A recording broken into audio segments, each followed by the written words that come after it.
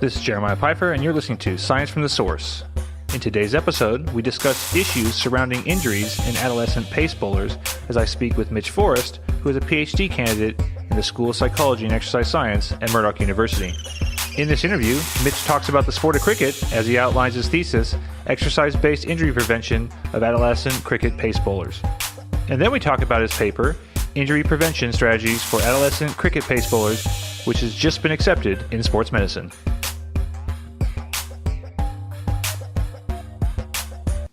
Well, Mitch, thanks for coming on the show. Thank you. Thanks for having me. So you're a PhD student in the School of Psychology and Exercise Science at Murdoch University, and today we're going to be talking about not only your journey to your PhD, but also your actual PhD, which is titled Exercise-Based Injury Prevention for Adolescent Cricket Pace Bowlers. And then we're going to talk more specifically about a paper that was just accepted in sports medicine, which is titled Injury Prevention Strategies for Adolescent Cricket Pace Bowlers. Yep. We're going to start off our interview as we do with everything else, and I just want to get an idea about how you made your way from undergrad to PhD. So if you wouldn't mind just talking around the journey you've had from undergrad to PhD, why did you undertake this area of research? Why did you decide to do a PhD? And was it something that you always wanted to do from the start of your undergrad? Okay. Well, I've always had an interest in cricket, sport in general, but cricket was one of my favourites, so that was kind of an easy choice to go down that field. In terms of actually deciding to do a PhD, I sort of always wanted to do it from when I started my undergrad, but I didn't really know if I was going to be able to get there. There's a lot of things that I had to do before getting the opportunity. So, I wanted to do it, but I sort of knew I had to work to get there. As I kind of finished the undergrad and then the opportunity to do honours came up, it was in cricket, so it was an easy step. And then again, once I finished honours, the opportunity to do the PhD was there. So again, it was a relatively simple step when I sort of got to that point in time. I'd kind of already thought about doing it and the opportunity was there, so I sort of just jumped on it.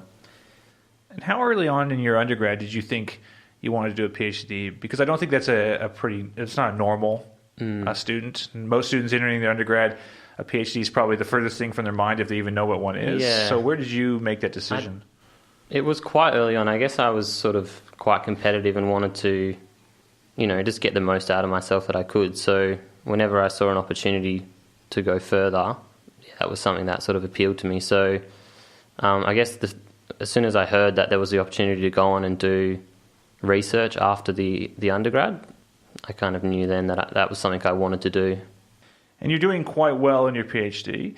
And so I guess my question to you then is, what are there aspects of it that you like? Are there aspects of it that you don't like? Are there things that you enjoy, things that you don't enjoy? Yeah, I think when you do things in moderation, it's okay. But when you start doing something over and over again, naturally it's going to start to become a little bit tedious. So I guess a good example is, data collection. The first few sessions are okay, but, once you've done 100 sessions of the same thing and you've said the same thing, a few hundred times, it does start to sort of get a little bit draining. So I guess anything when it starts to become a bit excessive is when I don't really enjoy it.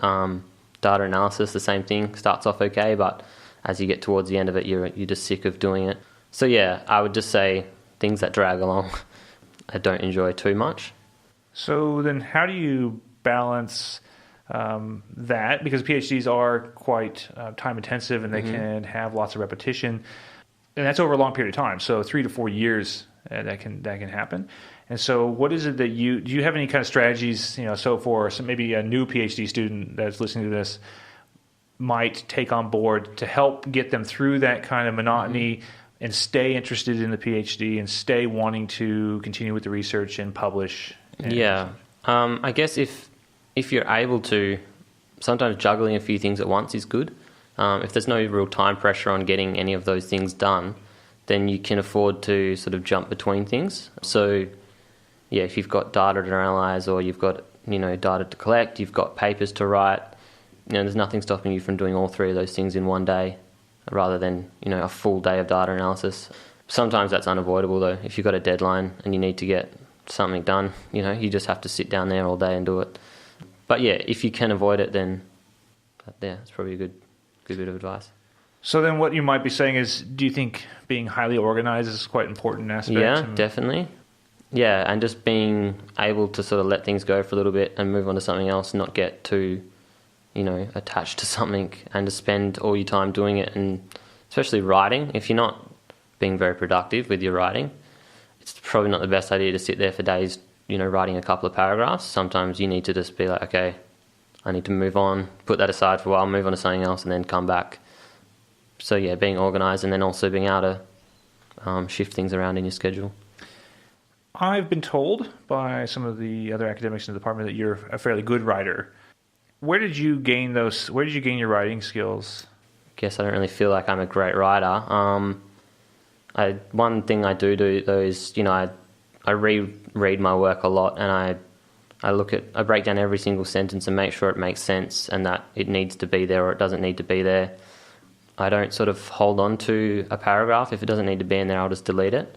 I don't get attached to something that might sound really good but doesn't actually add anything to the paper or the paragraph. I might just remove the sentence. So yeah, they're little things that I do. Just read my work a lot as I'm writing, and I don't get attached to sentences and paragraphs if they don't need to be there. And then do you also work with some other PhD students with that aspect of writing, or is that something you do kind of just on your own? Yeah, more on my own. I guess I could probably utilise those resources a little bit better, getting the other students to read work. I mean, I do that at times, but yeah, it's not something we sort of sit down and plan. We'll meet for an hour here and we'll read each other's work. But yeah, I probably should be doing that. That's right.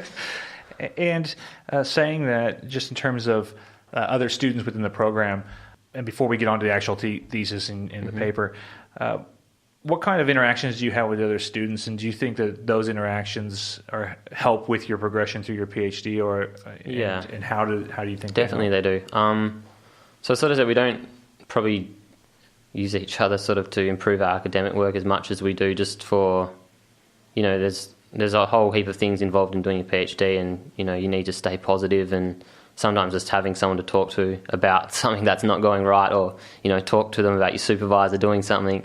It's good just to have that that contact with people who are doing the same thing as you and in the same situation, because they sort of understand how you might be feeling when you get a review back and it's all red and you've got to change a whole heap of things. So that's probably the best thing about being in the office up there, is that you're just surrounded by like-minded people in the same situation as you. Do you think that's a critical part of a PhD? I mean, do you think that you could be where you're at now if you didn't interact with other students, if you were kind of off in your own little silo? No, I don't think so. Even you can throw your supervisors in the mix there. It's sort of on the spectrum of the help that you're getting. Like you couldn't do it without your supervisor and without the other PhD students, friends and family. All that sort of stuff does weigh into it. It's not purely about just being locked in a room and researching and writing.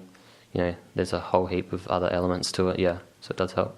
Okay. Well, we're going to segue from that into the actual thesis itself, and we're going to look at this in two parts. And so first we're going to look at your overall thesis, and again, the title of that is Exercise-Based Injury Prevention for Adolescent Cricket Pace Bowlers.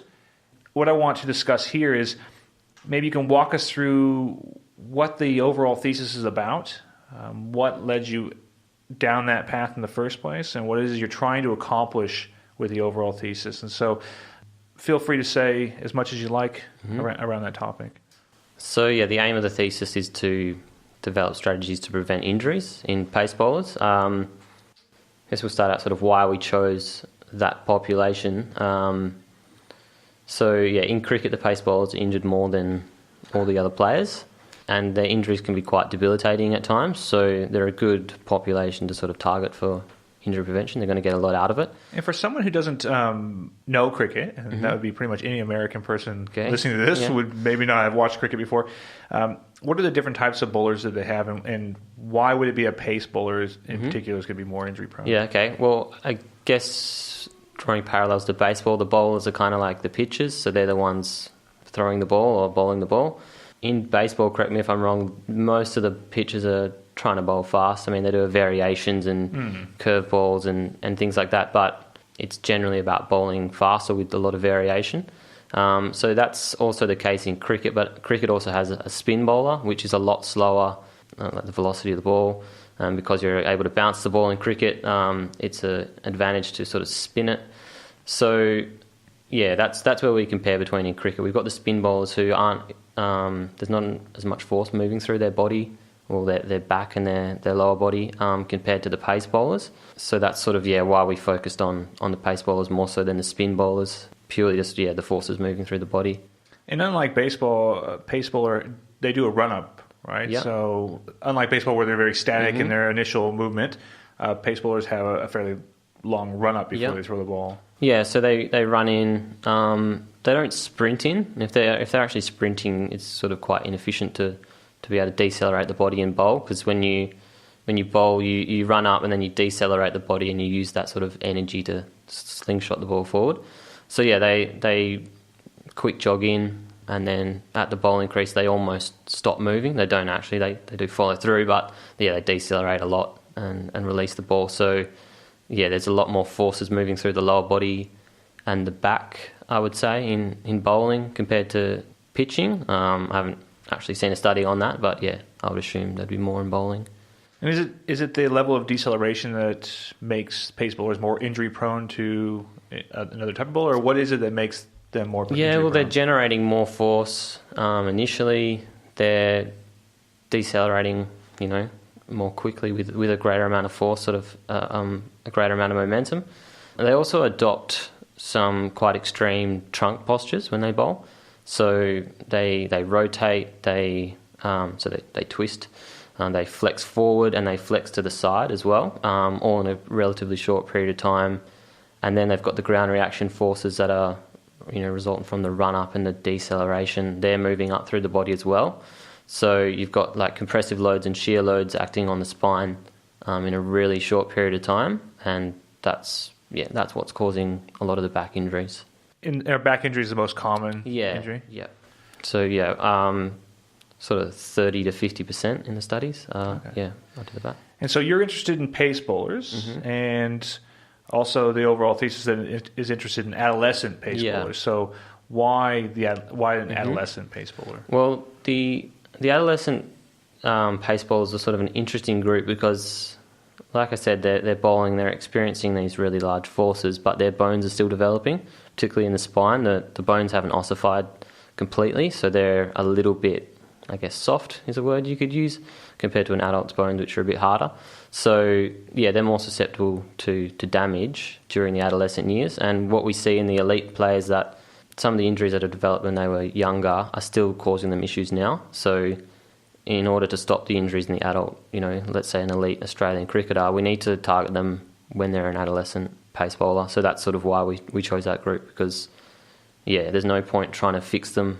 Well, you can fix them when they get older, but, you're better off preventing it. And the paper that we're going to talk about in a bit kind of outlines some of your ideas on how you might address those problems within a community base. So when I'm thinking about adolescent versus elite, is it an issue that they don't have resources, or is it that they just don't have the information, or even if they have the information, they don't have the ability to undertake the correct procedures? So at a community-based level, you don't have the money, you don't have the coaching that you might have at an elite level. Is that part of the problem? I think it's a combination of things. I think we still need more research in the area to actually be able to identify athletes that are at the most risk of getting injured. There's no sort of golden formula that you can put all this information in about a bowler and they'll tell you how likely they are to get injured.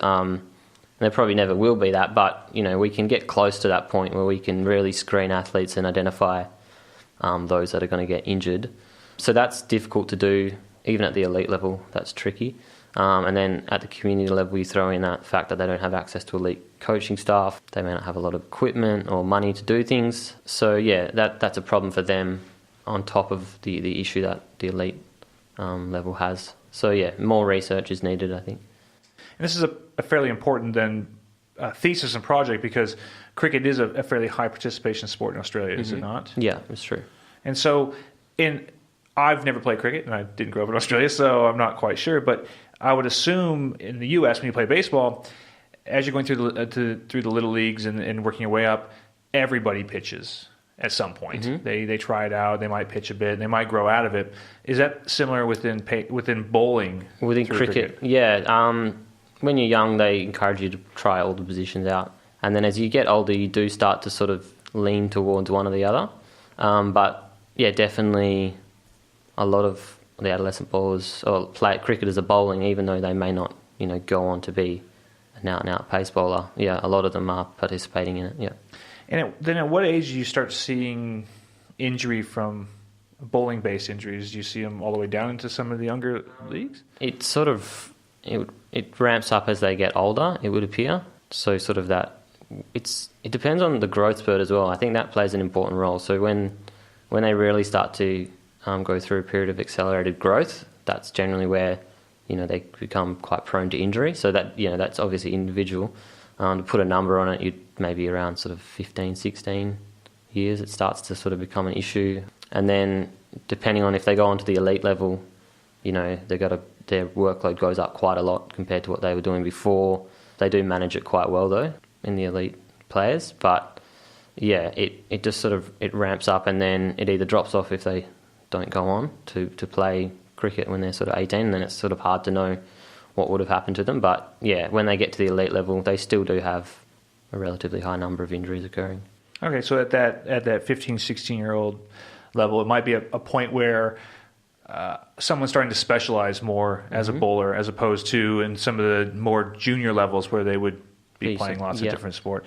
And so you're targeting that category, the 15, 16? Yeah, that was in sort of one of the studies we've conducted. That was the age group that we recruited primarily, yeah. And one of the interesting things that you said is that you have yourself a passion for cricket. Mm-hmm. Were you a pace bowler? I like to think I was. No, I was more of a spin bowler when I played. I think every kid tries to bowl fast until they realise that they're not. So yeah, there was a few years there where I was trying to bowl really quick. I asked that because you're doing research into injury prevention and not taking away from the importance of injury prevention. But I reckon if you asked a student whether they would like to research prevention of injury or performance, almost always they're going to select performance because it's a bit more of an exciting topic. So what is it about injury prevention, and why I asked whether you're a bowler, is were you injured in the past? Is there something that's driven you towards this line of research? No, I mean, I have been injured, but that was playing soccer. And I have sort of thought about why I ended up in this field before, and that's one thing that sort of come up, was it, the fact that I got injured when I was playing and I wasn't sort of able to return. That may have shaped sort of where I ended up without me really knowing. Yeah, that I don't really know otherwise how else I ended up here. That's sort of the only thing I think of. That's fine. Yeah. So the overall thesis, what are you have multiple studies, and so what is the intent of each of those studies? You don't have to go into each of them in detail, but what are the intent, and then what's the overall, what do you hope comes out of the actual thesis itself? Well, the studies that we had, they kind of follow a sort of a model that's been proposed previously in the literature regarding how you go about preventing injury. So first of all, you need to understand which injuries are common, which are the most debilitating, and once you know that, you can then try and figure out how they are occurring. So things called risk factors, so what predisposes a certain person to getting an injury. Once you know that, you can then look at, well, how can we try and modify these risk factors? So yeah, the studies in my thesis are kind of aligned with those broad categories. So we've done in the process of publishing a study on injury rates in adolescent pace bowlers. It has been done before, but we've got a sort of Australian slant on ours. And we did a systematic review looking at risk factors. So we looked at a whole number of databases and pulled out all the studies that showed that this factor was related to injury. And then with that information, we were able to identify some of those factors that we thought we could change. And we went with the things that could be changed with an exercise intervention. So things like muscular strength, endurance and balance, these sorts of things. And we designed a program targeting those factors. So that's sort of, the sort of chronological order of the studies. You indicated that in the rate of, or the prevalence of injury rate, you said you put an Australian slant on that. So can you just maybe explain what you mean by that? we just, the population was Australian. In the past, there's been studies done on Australian elite players. There's been studies done on South African and English adolescent, but we didn't find a paper that had just looked at Australian adolescent pace bowlers and looked at sort of all injuries that they might sustain. So that was sort of, the unique. Did you think it'd be different? So, and I think it's important that you do have data that describes specific demographics. Did you think that, is there something about how cricket's played in Australia or the grounds they're played on? Is it different from other places that might increase injury rates? There is. I mean, anyone who follows cricket would sort of know the different conditions in India, let's say. It's a lot more conducive for spin. Australia, it's all about, generally about pace bowling. South Africa as well. England, you can swing the ball a lot more, so it's not about out-and-out pace necessarily. If you can swing the ball a long way in England, you can be very successful. So, Australia has that sort of that drive to want to develop really, really fast bowlers because they have success in our conditions. I was at a conference and I heard a few people discussing some other things that could be causing different injury patterns around the world. And I haven't actually seen studies on these, but they could play a role. So like the ground hardness in Australia, probably harder than England, you would say, without having read any papers. And also the grounds in Australia are generally bigger. So if you're out in the field, you may be potentially covering more ground than someone who's playing on a small field.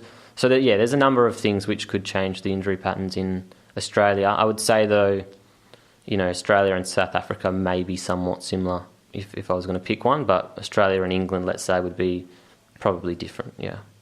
Okay, so again, then your research has even more emphasis because Australia basically loves pace bowlers. And so, which means that if they're getting injured early on in their career, they may not ever make that next step to the elite level, and you might be missing somebody who could have been, quite prolific. Mm-hmm. Yeah, that's a good point. Even the guys that do make it, they still have injuries and they miss a number of years, and they're just the ones you hear of. You probably don't hear of the ones that could have gotten there, but they got injured and dropped out at 18 and never made it. Yeah, and again, I don't know cricket all that well, but my understanding is that some of the more severe injuries in pace bowlers are things like stress fractures.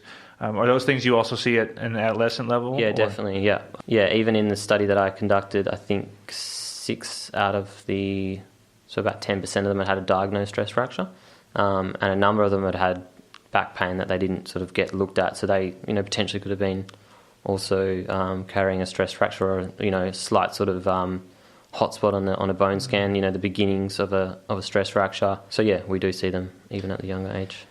Just in terms of that alone, so the rates of injury, do you think that the rates, are they self-reported? So injuries within your studies that you looked at, were they all self-reported? Yeah, that's sort of an issue with community level injury surveillance, is that they often don't get their injuries diagnosed, as opposed to elite athlete would generally always get their injuries diagnosed. So that's a limitation with the field that we're in, definitely.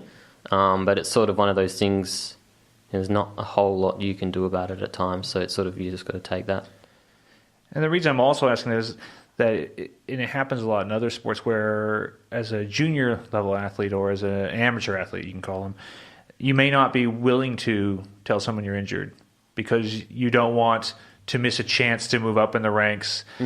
So what I'm saying is you might be missing some of those rates, those injury rates, but is it to the person's benefit to talk about? I mean, if we identify injuries in adolescence, can we fix those and prepare them better to go up to the elite level? Definitely. Some injuries you're going to struggle to prevent, everything. But definitely there would be some that could have been prevented if they were dealt with earlier. If the player hadn't sort of pushed through and kept going and going, then definitely there would be some injuries that you could stop. Okay. So, if you have an adolescent child playing cricket and you're listening to this podcast and that child is harboring an injury that they're being reluctant to tell someone about, it might be a good idea to actually tell somebody about that. Yeah, definitely. If they're getting sort of injuries or pain in their low back, you really want to be thinking about getting that sorted out. At least go to the doctor, get something done about it. Yeah. Okay. And so we're going to move on now from talking about the overall thesis to the paper itself. And the paper was titled Injury Prevention Strategies for Adolescent Cricket Pace Bowlers. Yep. And so in this paper, you outline some of the rationale for injury. And we've discussed a bit of that in the last segment. So I don't want you to go too much in depth there. But what I would like you to discuss is what was the intent of the paper? What did you do? And then what did you find in the paper? And how does those outcomes kind of frame your PhD? Yep. So the intent for this paper, there was a few sort of reasons why we published it. First of all, was to provide community level coaches with some strategies to prevent injuries, and present it to them in a way that they could not only understand, but actually just take and implement at training. Potentially they could read the paper one day and be implementing things the next. So that was a big focus, for the paper. We also wanted to, have this exercise program that we've developed. We wanted that to be sort of reviewed and scrutinised and refined, so that when it was published, it was better than what it was beforehand. Because that's a program that we want to see rolled out and tested in the future as well. So that was a secondary aim, to get that exercise program published and out there. And also we highlighted a few areas that research could build upon, and hopefully that will lead to further papers looking at more finding out more risk factors, or trying to modify certain factors as well. And the majority of the paper was devoted to the exercise prescription side of things. So can you maybe walk me through what it is you're proposing as an injury prevention program for community-based adolescent pace bowlers? Yeah, okay. I guess it does compare to some of the other injury prevention programs that have been published for other sports. I don't know if you're familiar with some of those, but we've tried to, keep it fairly consistent with them. However, obviously modifying it for cricket pace bowlers when necessary. So, a lot of the exercises, we need to keep them simple to teach. So the coach needs to teach them to the players. It needs to be easy for them to teach, and also easy for the players to perform. We couldn't rely on much equipment because it's not available, and if we did use any equipment in the program, it was just things they had already at training, so a cricket bat or a cricket ball. And another sort of thing that we needed to consider was just the time that it took to do the program. If you've got an hour-long program to do an hour and a half long training session, it's not going to be done by anyone. So we wanted to keep it 10 to 15 minutes, and we designed it like a warm-up as well. So rather than sending players for a lap of the oval, they'll do the exercise program instead. So you would save a little bit of time by doing that. So they were the main factors that we sort of considered. And what type of exercises do you have those bowlers doing? Yeah, so we can break the exercise down into sort of three broad components. We've got a strength component, and there we focus on strengthening a number of muscles which are commonly injured. So the hamstrings are more of an issue actually in the older bowlers, in the adults, but we know if you sustain a hammy injury when you're a youth bowler, your odds of getting one when you're an adult are actually higher. So it's quite important for them to not get one at all. So that's why, we target the hamstrings, even though they're not actually a massive problem for the younger bowlers. Then we had exercises to strengthen the shoulder muscles and also the groin muscles. And then, that's a strengthening component. The next component was called dynamic neuromuscular control, which is things like, balance exercise or core stability, it's sometimes referred to. And these were exercises to just get the bowlers to adopt, solid movement patterns, and movement patterns that apply to the bowling action as well. So the bowling action, they're landing on one leg, they're sort of flexing over the top of their stationary legs. So we had exercises that were focused on trying to promote good mechanics during those types of movements. And the third component was endurance. So we wanted to promote endurance of the muscles in the back. In fact, all the sort of posterior muscles, so even the glutes and the hammies. There's a study done that showed if you had a lack of endurance in those muscles, you're more likely to get a back injury. So that was sort of the rationale why we targeted that as well. And would these type of exercises being done already, or is this something that if you went to a community cricket club today and you just pick one off the street, would they be doing anything like this, or would this be completely out of the norm? Some of them would be doing something similar, but I doubt they wouldn't be doing sort of everything that's in that program. Some of like the simple exercises like squats and lunges, I'm sure they're being done by some teams, definitely. But some of the more advanced dynamic neuromuscular control exercises, I would probably have to say not a lot of them are doing those. And there would, of course, be clubs that aren't doing anything at all. Yeah. Okay, so in not just targeting injury, then, if some clubs aren't doing this at all, do you think that this type of exercise is also going to have some type of performance benefit? Yeah, so we touched on that in the paper. It's kind of hard to say because we haven't actually done the research on it. So we've got to be careful just saying, yeah, it's going to improve performance. But, if you think logically, if you're stronger, you've got better control over your body, you've got better endurance, I mean, these things are likely to help performance. So if we can actually improve those areas that we're trying to improve, then it would make sense that it would have some performance benefits as well. But yeah, we need more research on that. Okay. And, again, I understand that you haven't been able to actually test this. This is more of this paper is outlining what you think the best practice approach would be. And so we'll talk a bit about that area. So with community clubs, how often do they train? How often would a normal community club train? Generally twice a week. I know there's clubs that train once a week as well, but yeah, 2. Okay. And do you think that's something that a intervention like this at 1 to 2 times a week is going to provide a benefit or similar benefit to, and we know that overload, or when you look at resistance training, 1 session can give you a benefit, 2 gives you more than 1, 3 gives you more than 2 and 1. Do you think do you think 1 session would be enough to provide benefit to youth? Well, yeah, like you said, the more you do, generally, the better outcome you're going to have. But if they're only training once a week and that's the only time they can do it, then that's what you're dealing with, and that's all you can do. You could always, suggest that your players do something at home, or you could do it before the game as well. So there's 2 days a week at least. But yeah, it's obviously complicated getting teenagers to do things at home when they may not necessarily want to.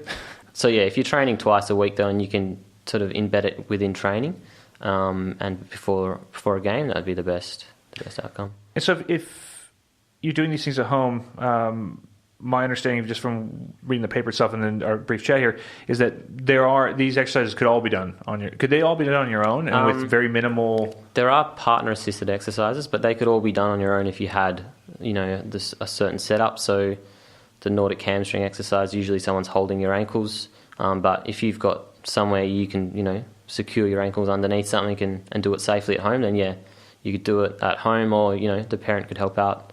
But yeah, definitely, they could all be done at home with a bit of thought. Okay. And have you talked to any of the local clubs and teams, or tried to implement this strategy at all at this point, or is this again still just a best practice guideline? No, we have had clubs approach us about the program, or we've approached them, to recruit them for certain studies, and through that we've sort of been working with them, introducing the program. So yeah, a number of clubs and organisations are using the program. I think Gosnell's Cricket Club, they're one that will probably be using it to some extent. There's an organisation, Southern Cricket, and Luke Wimbridge, who runs that, he's very big on all things cricket and any element that he can use to improve. So I know he's one that's also interested in using it for the athletes that he's involved with. Yeah, so yeah, it is being used. Okay, what's the general thought from those clubs currently? I mean, is it something? And why I'm asking that is, I guess I didn't get a sense of how time intensive that might be. You said during a warm up, so I'm assuming not very time intensive. Yeah. So is it something that's easy to implement and that people are happy to do, or is it, or are they finding that it may take a bit more time and take away from skills based? Yeah, that is always a challenge. So far, I've had positive responses from the coaches, and that might be just because it's new and it's exciting and they haven't been doing things like this before. So I don't know if that will continue on once they've been doing it for 4 or 5 years. But yeah, at this point in time, it's something that they want to do. They see the importance in it, and yeah, I think they'll implement it definitely for one season. I don't know how they'll feel after another, because we haven't sort of gotten to that point yet. Yeah. And are you currently in the process of trying to collect information on the actual delivery of it, or is that going to be beyond the scope of your PhD? No, we'll publish a paper eventually outlining the effectiveness of this program. So all those risk factors that we were trying to change, we're actually going to measure them beforehand, give half the participants the program and then measure those factors again to see if they've changed. So yeah, we'll be able to get an idea of the effectiveness of the program to modify risk factors, but beyond the scope of the PhD would be looking at whether or not it actually prevents injuries. And the reason why that's sort of beyond the scope is because you need a lot larger numbers, and it's not something we thought we could achieve in 3 years. When I was reading the paper, there's a few other questions I want to ask. Yep. One is, it came across the TRIP framework. And you said you built this program around that framework. Can you just maybe explain what that means and why it might be important for, if you're in other sport and you're implementing injury programs, you should be thinking about this set of frameworks too? Yeah, okay. So yeah, the framework also provided a bit of guidance for the entire PhD as well, so identifying common injuries and then identifying risk factors. But beyond that, and then modifying those risk factors, it's also very focused on understanding the context of implementation, so understanding what things might facilitate the program being implemented. And it provides a big focus on those, because if you have a very effective program which might prevent injuries but no one wants to do it, then in effect it's useless. So yeah, the TRIP framework is very much conscious about making sure researchers think of whether or not it will get implemented, rather than simply only focusing on how effective it's going to be. And then the TRIP framework kind of falls back on itself. So once you've sort of implemented this prevention strategies, then conduct more injury surveillance research and then sort of compare them to injury surveillance, years before the program was implemented. And it sort of, cycles around like that. Okay, so really the TRIP, and what does TRIP stand for? Translating injury prevention research into practice, or something to that effect. Okay, so really then what it gives you guidelines on how to build best practice injury prevention programs.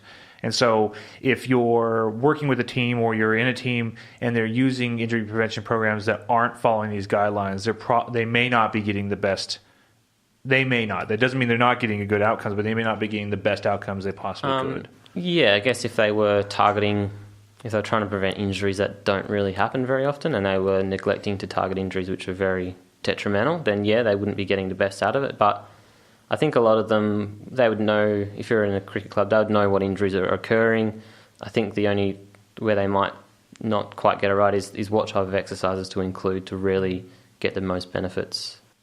That leads quite nicely on the next question. Is when I was reading through there was a recommendation in your paper that talked about setting up programs, and those programs, of course, needed to be easy to do. They needed to be time efficient, and there was a statement in there about generalizable. And in sports science, we talk a lot about individualizing programs and specificity of exercise. But your paper makes a real conscious point of suggesting that that may not always be the case in terms of delivering injury prevention to groups at a time. So can you talk about that a bit? Yeah, I think that point sort of touches on whether or not you design the most effective program in the world, or you design a program that is going to actually be done.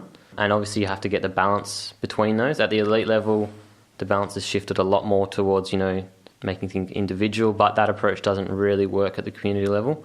If you sort of imagine you're a dad coaching a team, and you've got 11 players in the team and they all need a different program, and you've sort of never prescribed an exercise program before in your life, it's very overwhelming and probably not something that's achievable.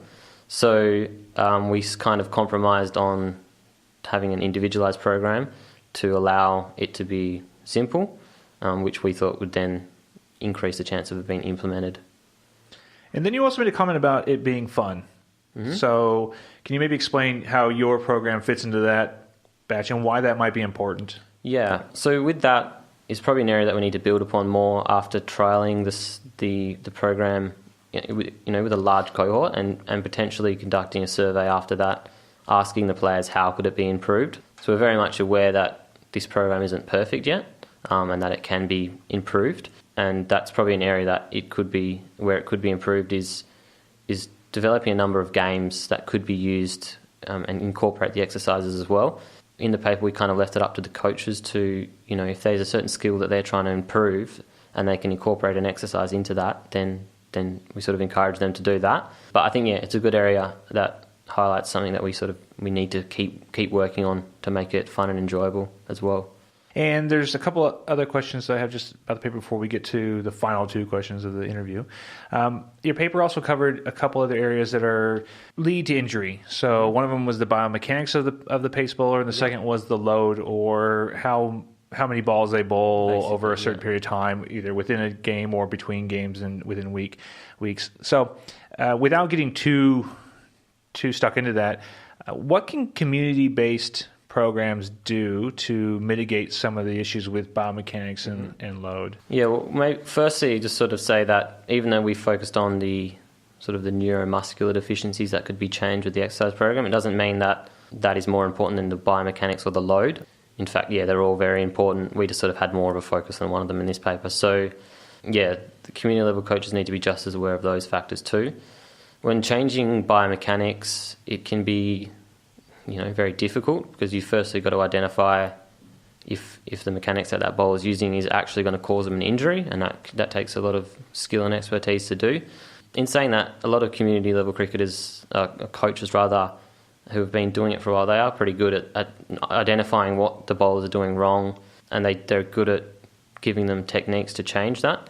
I'd say one area though that may not be considered by coaches is just their approach to giving feedback. If you don't sort of know I'll understand those sort of core skill acquisition principles, then you might be sort of talking to your athletes in an inappropriate way that will sort of not allow them to adopt those movement patterns. So if you sort of overload the player with a lot of information, you tell them to change this, and this, it can actually be detrimental to their performance. So I think, highlighting those sort of approaches to feedback would be important for the coaches to sort of read and understand what are the best ways to actually talk to athletes and provide feedback to get the best out of them. With the bowling load, again, it's a hard issue because each bowler can tolerate a certain bowling load, and a whole heap of factors influence what they could tolerate. Even on a given week, it could change. So one week they could tolerate more than they could on another. So it's very hard to make recommendations for a bowler on how much they could tolerate in that week. So again, it's that generalised approach for the guidelines. Cricket Australia has recently published some guidelines for sort of certain age groups where they're recommending that you try and hit a certain number of deliveries a week, and that sort of just keeps them conditioned, doesn't cause them to be deconditioned. So they need to be doing something, definitely, but then it also prevents them from doing too much. Great. Well, we have come to the end of the interview, so there's two final questions that I want to ask. The first one is, if you could sum up this paper, and it's a long paper, got lots of areas that it covers, but if you could sum it up in 2 to 3 sentences, what would those be? That's a hard question. I mean, I got to condense a few thousand words to a couple hundred. I would say you need to target a number of factors. You can't just do one thing when it comes to injury prevention. You need to be, implementing an exercise program, thinking about the bowling load, thinking about the biomechanics. You can't just do one without the other. So that'd probably be the biggest point. If you want to take injury prevention seriously, then you need to really go at it properly. So maybe someone's listening to this interview.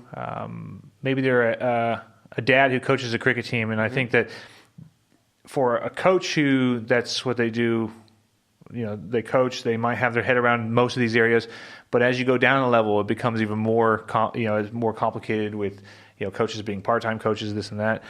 So I think people will be quite interested in what it is you have to say and what it is you're finding with your research. So if someone wanted to contact you to discuss your findings, maybe they're a club who's interested in implementing your injury prevention program, how would someone get in contact with you if they want to talk to you about this? They could email me about it on a few of the papers that have been published. My email address is there, so mitch.forrest@murdoch.edu.au. Yeah, more than happy to get emails from people if they have questions about the paper or anything else with cricket, yeah. And do you have do you do Twitter or anything like that? We do have a Mass Lab Twitter group here at Murdoch. So they could always contact us there or follow us there and see sort of what we're tweeting out. We always, if we have a new paper published, we'll let that be known there, so they could sort of follow us by that. Okay, great. Well, we are out of time, so it went pretty fast. I want to thank you for coming down and taking time to talk about your research. Given the injury rates of pace bowlers and the fact that cricket is a high participation sport in Australia, your research has pretty far-reaching effects, not only to keep young pace bowlers safe and injury-free, but also has the capacity then to lead on to better pace bowlers at the professional levels and maybe, success from Australia in cricket. Yeah. So, again, I hope you enjoyed the experience. I thank you for coming down, and I look forward to seeing some of the outcome from your future studies. Yeah, cool. Thanks for having me. Yeah, it's good to talk about it all. That concludes another episode of Science from the Source. If you enjoyed the podcast, please help support the show by telling your family and friends. If you would like to contact me to discuss the podcast or any of the content, please feel free to contact me via Twitter at Jeremiah Pfeiffer or by email at sciencefromthesource, that's all one word, @gmail.com.